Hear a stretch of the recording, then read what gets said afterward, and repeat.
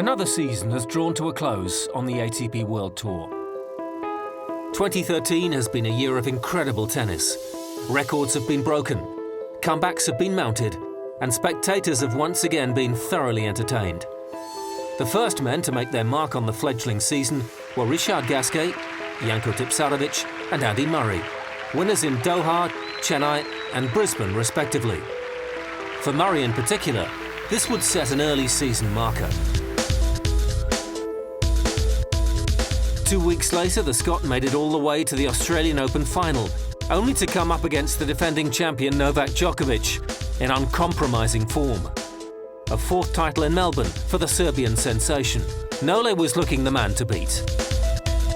Soon after, in Viña del Mar in Chile, the ATP World Tour saw the return to action of Rafael Nadal after a 7-month injury layoff.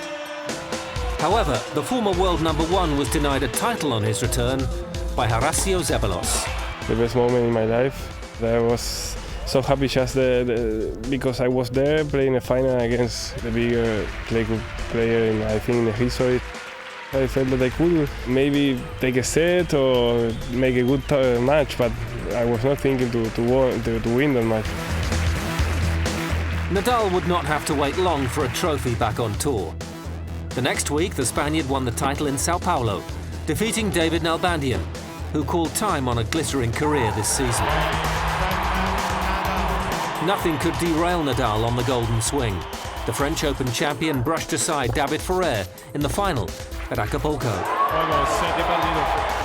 I started to play great in Acapulco, and the season has been probably one of the best of my career without any doubt.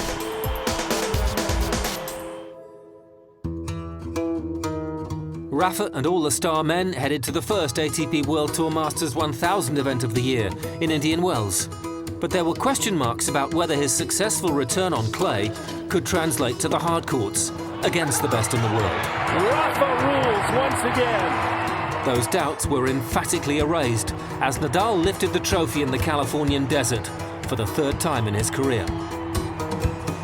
March Madness continued in Miami, minus Rafa, who afforded himself a much-needed break.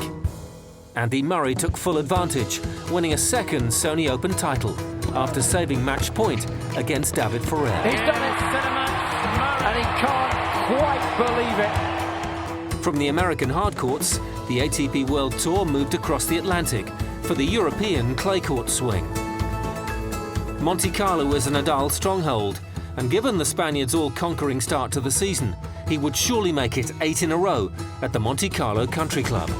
Novak Djokovic had other ideas. Novak Djokovic reigns in Monte Carlo, claiming his first title in the Principality and making a real statement on the road to Roland Garros. Normal service was quickly resumed for the remainder of the European clay court swing. Nadal storming to 3 straight titles in Barcelona, Madrid and then in Rome. a smile of delight on the face of Nadal. An 8th French Open title quickly followed.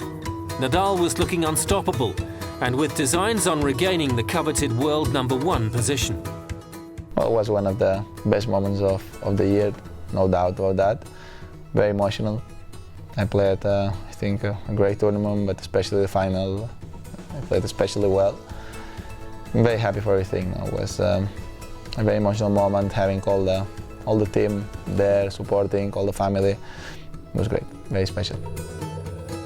And we'll conclude our review of the year later in the show.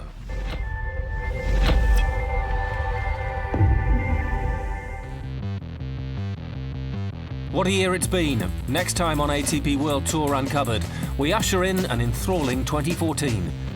Happy New Year. Don't forget to log on to atpworldtour.com for your 24/7 breaking news and talk with us on Facebook and Twitter in English and Spanish. We'll see you next time.